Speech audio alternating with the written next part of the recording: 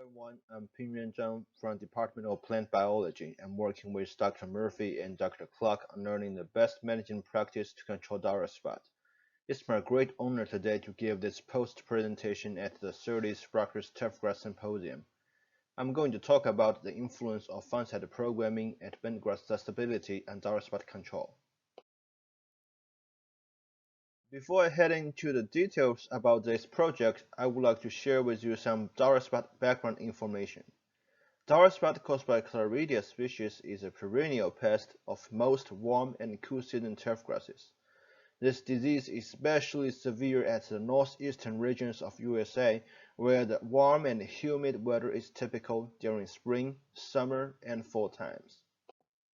Frequent fungicide applications are commonly used to control dry spot on golf course putting greens, tees, and fairways. The increasing concerns of environmental and public safety, cost, and the potential of fungicide resistance due to overuse of fungicides encourage us to explore the best management practice to reduce fungicide input. Curative control based on dry spot damage threshold is one approach. It has the biggest potential to reduce the number of applications because the spray is only conducted when active disease occurs. However, the disease incidence and severity differed among creeping bentgrass cultivars. More tolerant cultivars tend to require fewer fungicide inputs based on damage threshold and experience less disease during an epidemic period. The level of disease tolerance required to achieve successful curative control remained unclear. Therefore, we conducted this study to determine the feasibility of using curative threshold fungicide application on fairway to control dry spot across a range of host susceptibility. This trial was initiated in 2018 for 3 years of study to evaluate the impact of 6 bentgrass cultivars and 3 fungicide levels. The bentgrass cultivars susceptible to dry spot were Clarke, Pingyuan, and independent creeping bentgrass. The tolerant cultivars include decoration and 007 creeping bentgrass and a colonial bentgrass called Capre. The fungicide schedule includes a calendar-based schedule where fungicide applications initiate around May 20th and are reapplied every 21 days for a total of 9 applications each year. For the two curative fungicide schedules, I would like to talk about the damage threshold first. The damage threshold we used in this study was 314 square millimeters per 3 square meter observational area. It equals to 0.5 square inches over 32 square feet. Or put it in another words to visualize it, the damage threshold looks like you throw a 10-color quarter on a green queen-size bed. This is the smallest damage threshold that we feel confident to monitor for disease activity.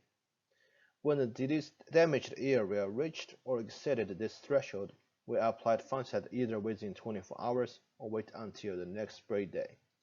The 24-hour schedule is more scientifically sound because it really suppresses the disease immediately at the very initial stage of infection, which is supposed to provide the most successful curative control. However, we understand that spray within 24 hours is not feasible for most of golf courses. Therefore, we designed the next spray day schedule. In our case, it's Monday. But waiting until next spray day could let dry spot to advance for extra 1 to 7 days that induce the risk of unacceptable level of disease outbreak. Dry spot was measured every 1 to 3 days as the active infection area, which was then logged and transformed to correct for heterostaticity. The transformed data was used to calculate the area under each outbreak period, AUOP. The sum of AUOP for each schedule was then calculated to represent the dry spot severity for a given year. Let's look at the interesting results. As we can see in Table 1, the analysis of variance suggested the dry spot response to the 3 fungicide schedules were dependent on cultivars. Additionally, the influence of fungicide schedules on disease response differed across years. Let's start with the most straightforward response. Figure 1 is showing the disease severity as influenced by each fungicide schedules within each experimental year. Although the differences between fungicide schedules were significant in all 3 years, the effect size between 24 hours and next spray day schedules were much smaller in 2019, as you can see here, when compared to 2020 and 2018.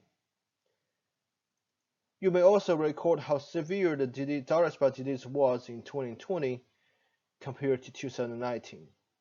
So that is saying when the disease pressure is low, waiting until the next spray day may not significantly intensify disease compared to 24 hours schedule.